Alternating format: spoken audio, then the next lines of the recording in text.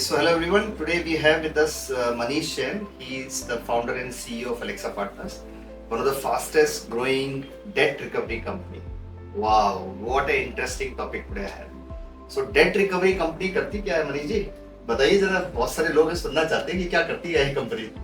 Sir अभी तो ऐसा है कि हम लोग मिड साइज कॉर्पोरेट्स ऐसे भी क्लाइंट्स और स्टार्टअप्स के लिए जो उनके पैसे फंस गए मार्केट में. अच्छा, कैसे मतलब कि अगर आपने मार्केट में किसी को माल दे दिया है, सर्विसेज दे दी है, अच्छा, उनका पैसा नहीं आ रहा है, आप फॉलो अप कर रहे हो, लेकिन कोई इंटेंशनली पैसा नहीं देता है, किसी के दिन खराब हो जाते हैं, किसी में कोई प्रॉब्लम हो जाती है इनवॉइस में, तो वो जो पैसे मार्केट में फंस जाते हैं, उसके लिए हमारे पास ऑल इंडिया में 75 लोगों की टीम है और हमारे पास लॉयर्स है. वाह, उसके थ्रू हम लोग पैसा. गजब का कॉन्सेप्ट है सर ये तो. Thank you so much. We have just started. बताइए सर, इसमें और मुझे डिटेल में जानना है. कारण क्या है कि बहुत सारी कंपनीज ऐसी हैं जो कि ये तो एक तरह से वो हो गया कि आपने तो पूरा कलेक्शन ही आउटसोर्स कर लिया. कलेक्शन आउटसोर्स तो नहीं बोल सकते हो, लेकिन अच्छा. अभी तो हम लोग हेल्प कर रहे हैं कि जो आपका पैसा अटक जाता है. मतलब कि 180 डेज, 360 डेज. बहुत सारी कंपनी में क्या होता है कि कंपनियां सोचती हैं कि चलो ठीक है, उनके पर्सनल एफर्ट से भी पैसे निकल जाते हैं. कुछ स्टार्टअप रहते हैं, वो सोचते हैं कि चलो यार मैं पैसे क्यों मांगू सामने वाले से, क्योंकि 30 डेज, 60 डेज, 90 डेज तो हम भी फॉलो अप करते हैं. सपोज करो आप भी कंसल्टिंग में, तो आपके भी पैसे अटक ही रहे होंगे, बट आप सोचो कि मैं रिलेशन क्यों खराब करूं. सही बात है, बिल्कुल सही बात है. अगर आप रिलेशन खराब नहीं करते तो पैसे अटक जाते हैं, तो फाइनली वो जाके 190 डेज, 360 डेज तक पहुंच जाते हैं. उस केस में हम लोग बोलते हैं कि चलो ठीक है, हम आपको हेल्प करते हैं, हम पैसा निकालते हैं आपका, उसके बाद ही हम फीस आते हैं. सो बेसिकली एक तरीके से ये हो गया कि बहुत सारी कंपनीज के अंदर कलेक्शन एक्यूमेंट होता नहीं है, तो माल तो बेच दिया, सर्विसेज तो दे दी, फिर एक लेवल पे जाके वो पैसा अटक गया, तो अब उनको समझ में नहीं आ रहा करना क्या है. तो उस समय Alexa partners the best company. हाँ, उस केस में आप यही है कि हम लोग हमारे जो अक्रॉस इंडिया नेटवर्क है, एम्प्लॉइज हैं, फ्रीलांसर्स हैं जो हमारे साथ काम करते हैं, वो सब काफी एक्सपीरियंस लोग हैं. हर एक का 15 to 20 इयर्स कलेक्शन एक्सपीरियंस है. तो वो लोग मार्केट में जाके सामने वाले के साथ बैठते हैं, समझते हैं और उनको समझाने की कोशिश करते हैं कि इतने टाइम से आपने पैसा नहीं दिया, अगर आप नहीं दोगे तो लीगल में भी जा सकता है. तो उसमें क्या करते हैं कि हम कुछ सेटलमेंट की बात करते हैं और सामने वाले को बोलते हैं कि यार पैसा देना तो चालू करो कम से कम. तो जब उसका इंटेंशन क्लियर होता है, जब वो पैसा देना चालू करते हैं, तभी फिर रिकवरी हो जाती है. तो एक क्वेश्चन है जो बहुत कॉमनली मुझे आता है, क्योंकि बहुत सारी स्टार्टअप्स काफी अप्रीहेंड होती हैं कि वो कलेक्शन आउटसोर्स क्यों करें, नाम खराब होगा. तो आपकी जनरल मोडस ऑपरेंडी क्या रहती है काम करने की? देखो सभी इंडियन कॉर्पोरेट के माइंड में रहता है कि जैसे आज सुबह में किसी फाउंडर के साथ बैठा हुआ था, उनका बोलना है कि यार मुझे अपना ब्रांड डाइल्यूट नहीं करना मार्केट. ब्रांड डाइल्यूशन मतलब कि यार मैं कलेक्शन के लिए भी पैसे नहीं मांगूंगा, which is not the right case. क्योंकि तो आपकी हार्ड अर्न मनी है, पैसा तो चाहिए, हार्ड अर्न मनी है ना, ये तो आप अपना माल बेच के पैसा ले रहे हो, नहीं आया तो लॉस है. हाँ, तो वो तो 100% ही लॉस हो जाता है. तो इस केस में हमारा बोलना ये है कि आप वेट करो, जो आपका क्रेडिट पीरियड है उसके बाद और 1 महीना 2 महीना वेट कर लो, लेकिन उसके बाद आपको सीरियस होना ही पड़ेगा. अगर आप नहीं होते हो तो आप हमारे पास आओ. तो आपका जनरल प्रोसेस क्या रहता है? आप जो एंड टू एंड प्रोसेस समझाइए. एंड टू एंड प्रोसेस में हमारा यही रहता है कि जब हम आपसे डेटा लेते हैं, डेटा मतलब कि सपोज करो कि आपके पास 10 लोगों का लिस्ट है जहाँ पर पैसा नहीं आ रहा है, तो हम आपके पास आते हैं, बोलते हैं कि यार एक 10 लोगों का जो लिस्ट है उसमें आप हमें कस्टमर का कुछ 4-5 इन्फॉर्मेशन ही चाहिए. उसका एड्रेस चाहिए, उसकी ओपन इनवॉइसेस चाहिए, जीएसटी नंबर चाहिए, पैन नंबर चाहिए और फोन नंबर चाहिए. तो जब हम ये डेटा आपसे ले लेते हैं तो हमारी कलेक्शन में 3 तरह के सेगमेंट है. फर्स्ट हम उनको टेलीकॉलिंग करते हैं और देखते हैं कि वो बंदा अवेलेबल है कि नहीं है. अब क्या होता है कि बहुत सारे केसेस में ना टेलीकॉलिंग में भी बंदे अवेलेबल नहीं मिलते हैं. अब आप बोलोगे कि सर ये टेलीकॉलिंग तो हम भी करते हैं, मीटिंग तो हम भी करते हैं, करेक्ट है, उसके बाद भी पैसा नहीं निकलता है. अगर आप लोग ऐसा क्या करते हो? तो हम लोग क्या करते हैं कि एक बार बंदों को ट्राई करते हैं कि उनको टेलीकॉलिंग पे समझाएं. अगर वो अवेलेबल है, नहीं है तो मैं पर्सनल विजिट होती है. पर्सनल विजिट होने के बाद अगर वो मिलते हैं तो उनके साथ बैठ के हम इनवॉइस डिस्कशन करते हैं, जो कि एक पॉजिटिव फीडबैक उनके पास जाता है कि चलो सामने वाला आया है मिलने के लिए और हमारे से डिस्कशन कर रहा है, चांसेस हैं कलेक्शन. अगर वो मिल जाता है तो वो कलेक्शन के लिए तैयार हो जाता है. काफी केसेस में हमने देखा है पिछले 4 साल के एक्सपीरियंस में जब से हमने 2020 में अपनी कंपनी चालू की थी नाउ, तो अभी हम लोग 100+ कॉर्पोरेट्स और मिड-साइज कॉर्पोरेट्स के साथ काम कर रहे हैं। तो 30 to 35% केसेस आउट ऑफ 100 में रिकवरी हो जाती है। तो हमारा सक्सेस रेशियो ऐसा है कि अगर 360 डेज प्लस के केसेस हैं तो उसमें 30-40% में रिकवरी आपको लाके देते हैं। बहुत बढ़िया, बहुत बढ़िया। क्योंकि मैंने आपकी प्रेजेंटेशन देखी थी एंड वहीं से मैं एक्साइट हुआ था, तो आई कुड सी कि वहाँ पे बहुत बड़े बड़े ब्रांड्स हैं जो कि आपके साथ एसोसिएटेड हैं। तो मुझे एक चीज़ और बताइए कि एक कॉमन क्वेश्चन और निकल के आता है कि ये जो पैसा रिकवर होता है इसको आप अपने अकाउंट में लेते हैं या फिर सीधा कंपनी के अकाउंट में लेते हैं? नहीं, हमारे पास ऐसा कुछ भी मैकेनिज्म नहीं है कि अपने अकाउंट में लेने का। जब भी हम आपके किसी कस्टमर से जो डिफॉल्टर से बात करते हैं वो कंपनी के अकाउंट में पैसा देता है। अच्छा, हम लोग उसके ऊपर सक्सेस फीस चार्ज करते हैं। अच्छा अच्छा। सक्सेस फीस मतलब कि आपका कलेक्शन होने के बाद ही बाद जब में। पैसा आपके पास आ जाएगा उसके बाद ग्रॉस आउटस्टैंडिंग में कुछ नहीं चार्ज कुछ नहीं। And no collection no fees. Yes, absolutely no collection. फिर तो companies claimable situation. Yes yes. So मुझे बताइए कि आपका कोई ऐसा मिनिमम टिकट साइज होते हैं कि भाई मैं इतने वॉल्यूम इतना मिनिमम मेरे को बकेट मिलेगी तभी मैं करूँगा, क्योंकि एक आपकी भी कॉस्ट लगती है इस चीज को चर्न करने की। क्योंकि ऐसा तो होता नहीं आप कह रहे हो 30%, अगर सपोज कोई आपको 50 लाख का लेके आ गया तो आपके पास केवल 15 लाख है और एक 20-25% अगर आप चार्ज करते हो तो 2-2.5 लाख रुपए के लिए आप काम नहीं करोगे। तो कुछ ऐसा है कि एक मिनिमम टिकट साइज आप लेते हो कि भाई इससे कम में मैं काम नहीं करूँगा? देखो हम लोगों टेम्पटिंग होना चाहिए ना आपके लिए। तो हम लोगों ने एक अपनी कंपनी के लिए एक रूल बना दिया है, क्योंकि काफी मतलब 4 साल में हम लोगों ने ऐसे काफी कॉर्पोरेट्स के साथ काम किया है जहाँ पे कुछ कॉर्पोरेट बोलते हैं कि सर मेरा कलेक्शन कर लो। जब हम लोग जाने बैठते हैं समझते हैं पता चलता है कि 1-2 लाख का ही कलेक्शन है, 5 लाख का कलेक्शन।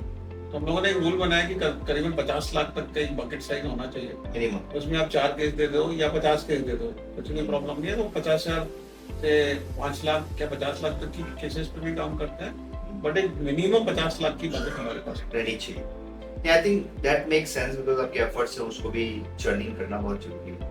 तो एक और क्वेश्चन मेरे दिमाग में है कि जैसे बहुत सारे कस्टमर्स के पास आप जाते हो, आपने एक लेवल पे नेगोशिएट किया है, कस्टमर राइट ऑफ करने के लिए बोलता है, वो बोलेगा कि भाई मेरा 10 लाख है आप 2 लाख में सेटल कर दो या 3 लाख में सेटल कर दो। आप ये कैसे इंश्योर करते हो कि आपका जो कलेक्टर ग्राउंड पे बैठा है वो जेन्युइन आदमी है और वो आपके कस्टमर से पैसे नहीं लेगा? दूसरी चीज, ये अप्रूवल कौन देता है कि ये नेगोशिएट कर सकते हैं?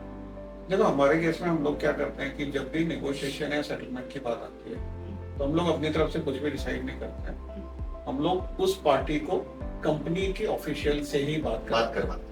कंपनी का ऑफिशियली डिसाइड करते हैं कि उसको कितना डिस्काउंट देना है। अभी क्या होता है कि अगर हम 360 डेज या 720 डेज या मोर देन 3 इयर्स वाले कस्टमर्स पर काम करते हैं और कंपनी ने इतना टाइम लगा दिया तो कंपनी की भी एक थिंकिंग होती है कि चलो ठीक है 10 लाख में से 20-30% का डिस्काउंट दे दो और पैसा निकल जाए तो उनके लिए बहुत अच्छा, rather than going into legal.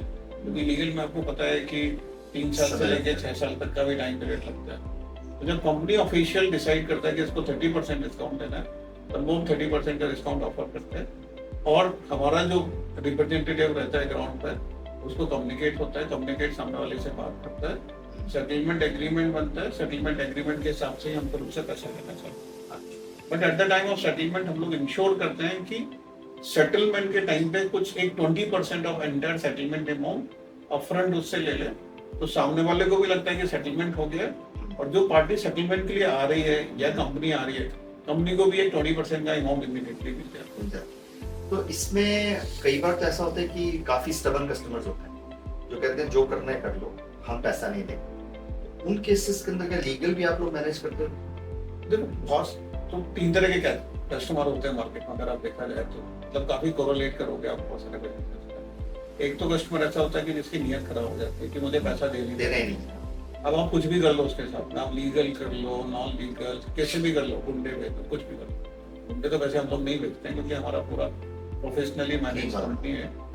But उन कस्टमर्स को समझाने के लिए टाइम तो लगता है, उनको हम अच्छी तरह से प्यार से समझाते हैं, लेकिन उसके बाद भी समझ में नहीं आता है तो हम लोग उनको लीगल के लिए नोटिस भेजते हैं। तो हमारे पास एक खुद की लीगल कंपनी है, तो हम लोग क्या कर रहे हैं end to end ecosystem manage करने का कलेक्शन में। तो हमारे पास टेलीकॉलिंग है, टेलीकॉलिंग में पूरा रीजनल सेटअप है अक्रॉस इंडिया, यहाँ पे हर इंडिया की हर स्टेट के लैंग्वेज बोलने वाले हमारे पास टेलीकॉलिंग है। उसके बाद फिर लॉयर्स हैं, तो हमारे पास 75+ लॉयर्स हैं अक्रॉस इंडिया क्योंकि उस स्टेट में हमको सर्व करते हैं। थर्ड हमारे पास एम्प्लॉइज हैं अक्रॉस इंडिया, तो उस स्टेट में उस जैसे केरला है, तो केरला में हमारे पास कोई मलयाली बंदा होगा, मलयाली लॉयर होगा, मलयाली टेलीकॉलर होगी। तो हमको अगर मुंबई में बैठ के भी कलेक्शन कराना है तो हमारी ये रीजनल स्टेट की टीम कलेक्शन करती है, तो हमारा कलेक्शन होता है। अब सपोज करो केरला में कोई बंदा बोलता है कि मुझे आपका पैसा नहीं देना है, आप कितना भी काम कर लो, तब हम लोग अपना प्रोसेस चालू करते हैं लीगल के लिए। तो लीगल में देखते हैं कि अगर आपका एग्रीमेंट है, वेरी गुड, अगर नहीं है तो फिर अगर आपने मटेरियल सप्लाई किया है या आपके पास उसका लॉरी रिसीट है या उसने इनवाइस एक्सेप्ट की है या उसने बैलेंस एक्सेप्ट किया हुआ, तो फिर सिविल सूट है, 138 है, एनसीएलटी है, आर्बिट्रेशन है। तो ये सब मेजर्स जो लीगल में होते हैं वो सब। Very nice, very nice, I think this makes sense. मेरा कुछ एक दो लास्ट क्वेश्चंस हैं। एक क्वेश्चन है जिसमें कि कई बार कस्टमर एक्सपॉन्ड हो जाता है, गायब भी हो गया, उसको कैसे ढूंढना, तो वहाँ पे बहुत सारी कंपनी स्ट्रगल करती है। तो उसका भी कोई आपका प्रोसेस होता है जिसमें कि आप उसको एक सर्टेन लेवल पे रीच आउट कर सकते हो, फिर बाद में ये प्रोसेस अडॉप्ट कर लो, आपने नेगोशिएट कर।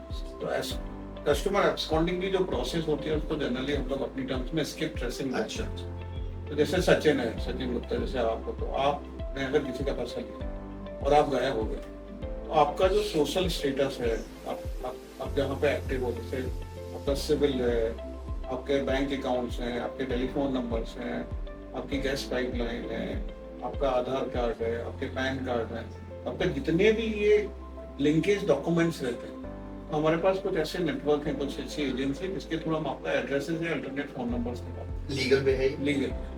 तो फिर हम आपको रीच आउट करने की कोशिश करते हैं। फिर वही सेम प्रोसेस, आपको समझाना, बिठाना, लीगल में जाने में क्या कॉन्सिक्वेंसेज हो सकते हैं, नहीं जाने में क्या हो सकते हैं, सेटलमेंट करने का ऑप्शन देते हैं। क्योंकि बहुत सारी कंपनियों में देखा है ना, सेटलमेंट पे लोग एग्री हो जाते हैं और वो पैसा नहीं देते। तो स्किप ट्रेसिंग पॉसिबल है।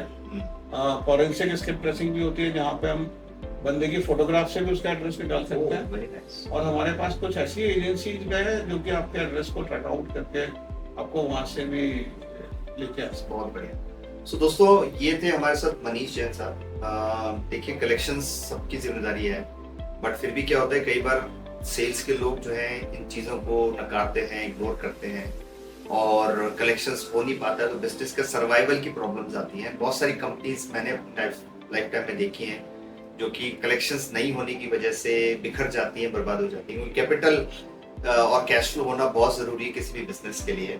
तो मनीष जैन जी, उनको रीच आउट कर सकते हैं। इनका कॉर्पोरेट ऑफिस जो है वो बैंगलोर में है और उनका जो एडमिनिस्ट्रेटिव ऑफिस है जहाँ पे वो बैठते हैं वो मुंबई में है। मेरे थंबनेल के नीचे आपको इनके कॉन्टैक्ट डिटेल्स मिल जाएंगे। आप इनकी कंपनी अलेक्सा पार्टनर्स को लिंक्डइन पे, इंस्टा पे और फेसबुक पे फॉलो कर सकते हैं। और किसी भी तरह की कलेक्शन से रिक्वायरमेंट है, चाहे वो आपकी डेली कलेक्शन है, चाहे वो आपकी स्किप फेस है, चाहे वो आपके 360 180 डेज प्लस के केसेस हैं या लीगल के हैं, और कितने भी कॉम्प्लेक्स केसेस हैं, आप एक बार मनीष जी को ट्राई करके देखिए। एक और बात करता हूँ सचिन की, क्या होता है कि हम लोगों ने एक और देखा है कि बहुत सारी कंपनी ना लीगल करके चुप बैठ जाती है। हाँ। और वहाँ पे रिकवरी की बात नहीं होती है। तो हम लोगों ने बहुत सारी कॉर्पोरेट के साथ हम ऐसा भी काम करते हैं जहाँ पे उनके एग्जिस्टिंग लीगल केसेस हैं, उनको हम लोग स्टडी करते हैं। और उन स्टडीज करने के बाद में पता चलता है कि सामने वाला भी इंटरेस्टेड रहता है सेटलमेंट के लिए, ऐसे किसी ने अप्रोच नहीं किया। किसी ने अप्रोच ही नहीं किया। तो हम लोगों ने 7-7 8-8 साल पुराने केसेस जहाँ पे 90 लाख के आउटस्टैंडिंग है, वो 50 से 60 लाख में सेटल किया, 20-30 लाख का डिस्काउंट दिया। बट 7 साल पुराना अगर आपने डिस्काउंट देके भी नॉन लीगल वे में सेटलमेंट कर दिया तो दोनों के लिए विन विन सिचुएशन है। तो बहुत मतलब हर एक कॉर्पोरेट में कुछ 50, 100, 1000 केसेस ऐसे रहते हैं जो लीगल में पड़े हुए हैं, कोई नहीं देखता। तो उसका भी अपने पास बहुत अच्छा कलेक्शन का प्रोसेस। ठीक है। सो व्यूअर्स, आप मनीष जी का नंबर मेरे थंबनेल में से नोट कर सकते हैं and then please reach out to him और do good collections. Thank you Manish ji for your time and efforts. Thank you sir. Thank you.